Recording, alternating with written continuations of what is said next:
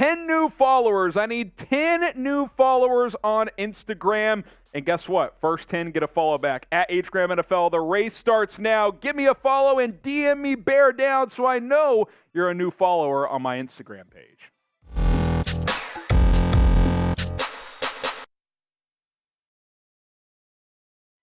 You're watching Bears Now by Chat Sports. I am Harrison Graham. We're going to dive on in to your questions. So use hashtag Bears or Super Chat to get your questions on the show.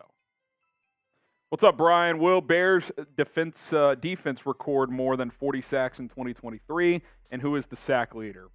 I'll answer the second part first. I think DeMarcus Walker, based on who you have right now, will lead this team in sacks.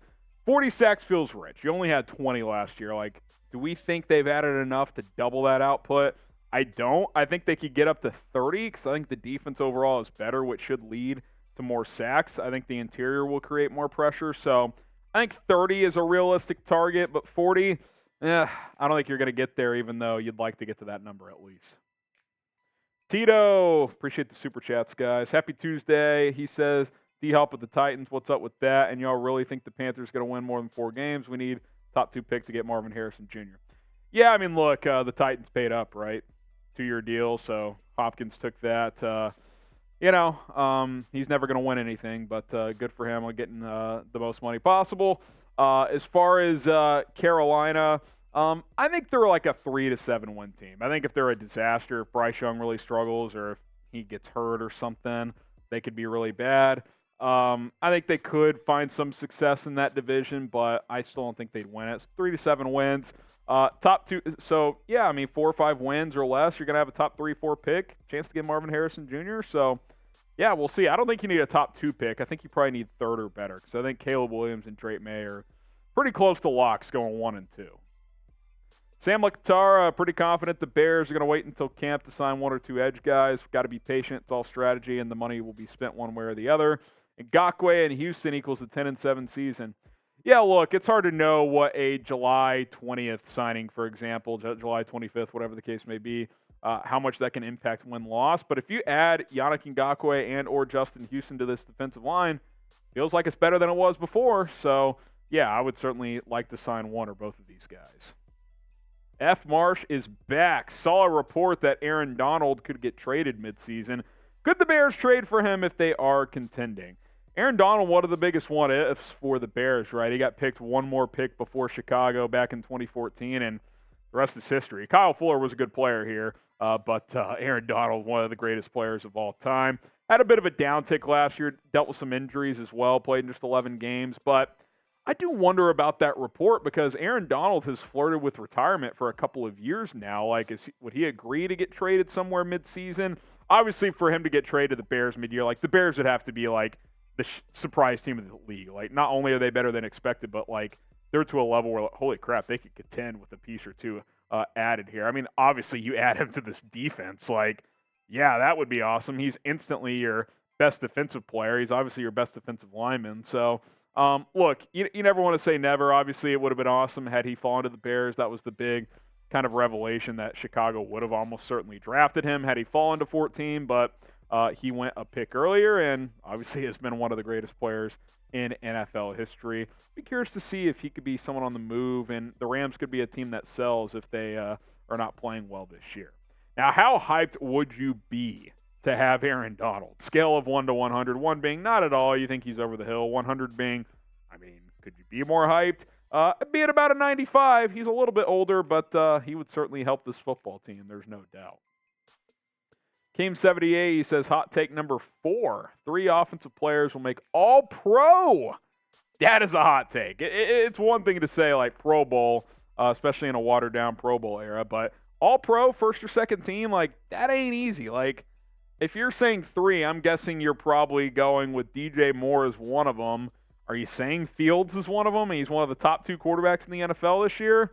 Or maybe an offensive lineman like Tevin Jenkins just mashes on the offensive line. Cole Kmet takes some massive step.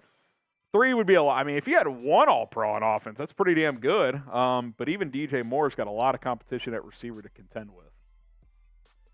Zachary Wilchinski, who do you think will lead the NFC North in rushing? Appreciate the super chat. He says, Justin Fields, Monty on the Lions, or someone else? It's kind of fascinating that a quarterback could lead the division in rushing. That is pretty amazing. I won't go that route.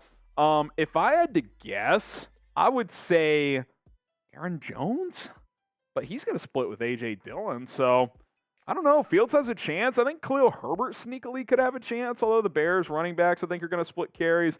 I don't think it'll be Monty because he's going to split with Jahmyr Gibbs. So I don't see either of those guys. That's what makes it tough. There's so many running back committees now. I mean, is Alexander Madison going to lead the division in rushing? That would surprise me. So it's wide open, kind of like the division as a whole is. Shout out No Palencia. Give me your top 3 home games to go to this season. Let me just pull up the just so I can see it in front of me, the Bears' schedule. I mean, any divisional game is obviously good. I mean, Packers Week 1 has to be up there. It feels like a statement game. Like, you have been dominated in this rivalry for, the better part of 2-3 decades facing Aaron Rodgers and Brett Favre. Like, it's time to set the tone and flip this rivalry around. So that's got to be up there. I would say, looking at other home games, I mean, Carolina is a pretty important game just symbolically. You instead of considering drafting Bryce Young, you traded your number 1 overall pick to Carolina. If Bryce Young comes in there and balls out, like that's something. So being there for that would be interesting. Hopefully that doesn't happen, obviously. I mean, the road slate's more intriguing, like going to Arrowhead Stadium. Wait, no, that's preseason. Buffalo comes to town in the preseason. But, yeah, I mean, divisional game, I really do think it's the Packers Week 1, man. I think you're going to have, a lot of juice heading into that game. And if you can be there when they win that game, that really sets the tone for what could be a good season. William Brack, do you think Roschon Johnson will end the season as RB1? I think it's possible. I think we got to give Khalil Herbert some more love. He is a great runner in the system now. Got to improve in pass protection, especially with Montgomery gone. If he does not, he's going to lose snaps because of that, especially on third downs. Deontay Foreman is a factor as well. He rushed for over 900 a year ago, but I think Roschon long-term has the most upside of being a pure 3-down back. So I think it's possible. I do. What is or should be a guaranteed is getting an FGB shirt. A couple of these coming your way for last week's live show to a couple of awesome winners, but you can buy yourself one at a pretty decent price, $27.99 at chatsports.com/FGB. We play the Packers Week 1, damn it. Get yourself an FGB shirt. Let's go. Link is in the comments and in the description. Click and shop today. Pick yourself up an FGB t-shirt. A real shake. Which second-year player has the biggest leap this year? Braxton Jones, Jaquan Brisker, Kyler Gordon, someone else?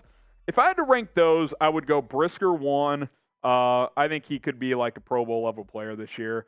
Gordon 2, just because he struggled out of these 3 the most last year. I do think he takes a leap forward. Braxton 3. I think Braxton will be improved, but he already was pretty decent. So I would order it like that. Wyatt, would the Chicago Bears, not sure why Chicago's capitalized, sign, I think you mean Dalvin Cook, and do you play Madden? I have Madden 24, and they need to, and they rated DJ Moore 86 WTF. Yeah, I thought DJ Moore was a tick low there. I would have gone 88, 89 there. He's not a top 5 receiver in the league, but 86 feels low for a clear number 1. I haven't played Madden in years. I know producer Rolly, we kind of joked last week. Rolly plays. He plays some Madden. I might get the new one, though. We'll see. But don't think Dalvin Cook's in the cards. You got a pretty good, deep running back room, and I think he goes elsewhere. Name a sleeper Bears player of this. I think I meant to say of the year or just this year. But name a sleeper Bears player this year. If I had to pick one, maybe like, how about this for a sleeper Bears player? Tyler Scott. Keep hearing like, Claypool, what if he's not the guy? Well, what if he's not the guy? What if Tyler Scott gets more snaps? Who knows? It's going to be interesting to watch in training camp. Full disclosure, I'm team give Chase Claypool a chance. Mike Nintendo, will the Bears make the playoffs? I would give the Bears a 41% chance of making the playoffs. I think they'll be much improved. I think the division's manageable. I think if they were playing a tougher division, I'd go way lower. I think they're like a not quite playoff ready team, but in a opportunistic division, which is why I'd give them close to a 50% chance. So 41%, I think they got a shot. NFC North, NFC, not that strong.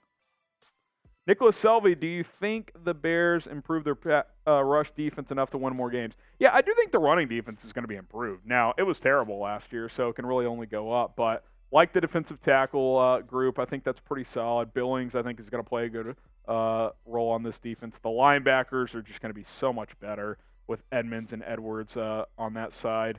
Sanborn's still there. You drafted Noah Sewell, who I think could be a good player.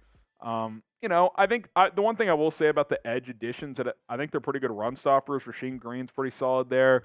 Walker's a pretty good run defender, decent pass rusher as well. So, yeah, I think the run defense should be much better. Johnny Lopez, your thoughts on Trevis Gipson and Dominique Robinson? I like Gipson, and I think he bounces back. I'm unsure about Domrob, but I hope he proves me wrong. Yeah, the thing about Domrob, he's just so raw. I mean, he's got really good athletic traits, but the guy was playing wide receiver like 4 years ago. So he's still transitioning, trying to, add tools to his pass rush tool kit, if you will.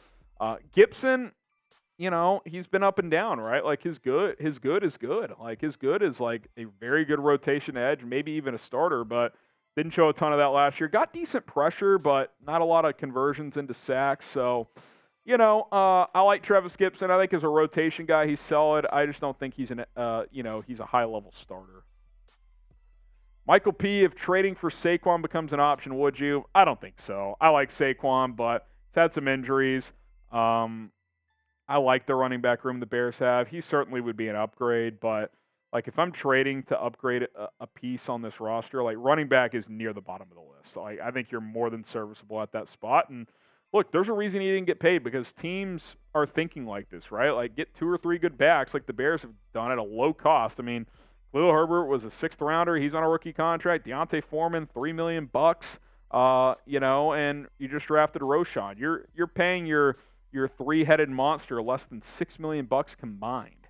Like that's how you get efficient and solid production for not that much. So I don't think Saquon to Chicago is realistic at all.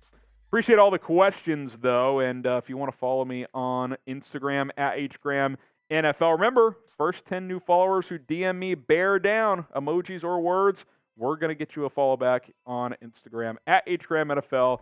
Give me a follow right now.